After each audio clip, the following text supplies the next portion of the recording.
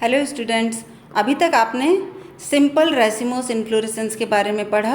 अब हम शुरू करेंगे कंपाउंड रेसिमोस इन्फ्लोरेसेंस। कंपाउंड रेसिम का मतलब है यौगिक असीमाक्ष, जिसमें पुष्पावली वृंत की वृद्धि असीमित है। चित्र में आपको दिखाई दे रहा है। ये कंपाउंड रेसिम जो होता है वो रेसिम अरेंजमेंट तो होता है, लेकिन उसमें वो रेसिमोस मैनर में लगे हुए रहते हैं। मतलब पुष्पावली वृंत शाखित होता है और प्रत्येक शाखा पर एक असीमाक्षी पुष्पक्रम पाया जाता है। प्रत्येक शाखा पर पुष्प अग्राभिसारी क्रम में लगे रहते हैं, यानी जितनी भी शाखाएं निकल रही हैं वो भी शाखित हैं। और इन पर आपको प्रत्येक शाखा पर अग्राभिसारी क्रम, वही जो अभी आपको पिछले में समझाया था कि जो नए पुष्प बनते हैं वो शीर्ष की ओर होते हैं और पुराने पुष्प आधार की ओर होते हैं। तो ये पुष्प सवृंत होते हैं। पेडिसिलेट फ्लावर इसके अंदर हमें मिलते हैं। इसका बहुत अच्छा एग्जाम्पल है गुलमोहर। नेक्स्ट टाइप है इसका कॉरिम्ब। कॉरिम्ब के साथ में ही हमें कंपाउंड कॉरिम्ब, यहाँ पर दोनों को मैंने कंपेयर करने की कोशिश की है।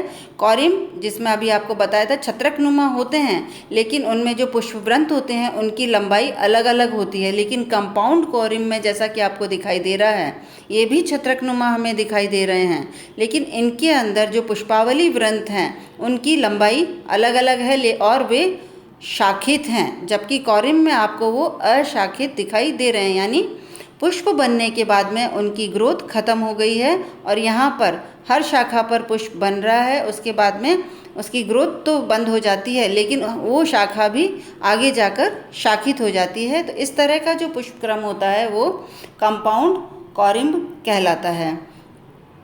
इस चित्र में आपको कंपाउंड अम्बेल दिखाई दे रहा है। अम्बेलीफेरी के अंदर मिलता है, धनिया कुल के अंदर जो हमें मिलता है।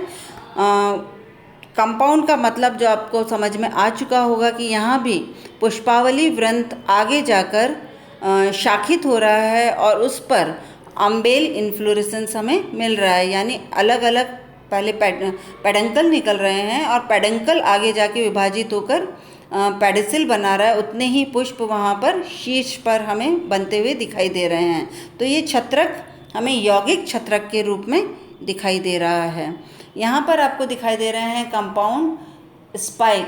कंपाउंड स्पाइक जैसा कि आपको पता है कि इसमें पुष्पावली वृंत की वृद्धि असीमित होती है और पुष्प जो होते हैं वह ससाइल यानी अवृंत होते हैं, लेकिन पुष्पावली वृंत जो होता है वह शाखित भी हो सकता है। इसकी जो अक्ष होती है जिस पर ये सारे पुष्प हमें, जैसे गेहूं में आप देखते हैं, ये सारे पुष्प हमें लगे हुए दिखाई दे रहे हैं, ये रेचिला कहलाती है। रेचिला पर 3 शल्क पाए जाते हैं। अगर ये स्पाइक यौगिक के रूप में, मतलब इस स्पाइक से भी और दूसरे स्पाइक बनते हुए हमें दिखाई देते हैं, जैसा कि हमें वीट के अंदर या दूसरे पुष्पों में मोनोकॉट्स के अंदर मिलता है, तो वह कंपाउंड स्पाइक कहलाता है। यहाँ पर आप देख रहे हैं कंपाउंड कैपिटुलम। कंपोजिटी फैमिली के अंदर हमें ये कंपाउंड कैपिटुलम यौगिक मुंडक मिलता है। यौगिक मुंडक यानी मुंडक जो अभी आपको समझाया था सूरजमुखी के अंदर मिलता है। इसमें आप देख रहे हैं कि वही मुंडक कई सारे एक ही पुष्पासन पर हमें मिल रहे हैं। तो ये इस तरह का ये भी कंपोजिटी के अंदर ही मिलता है।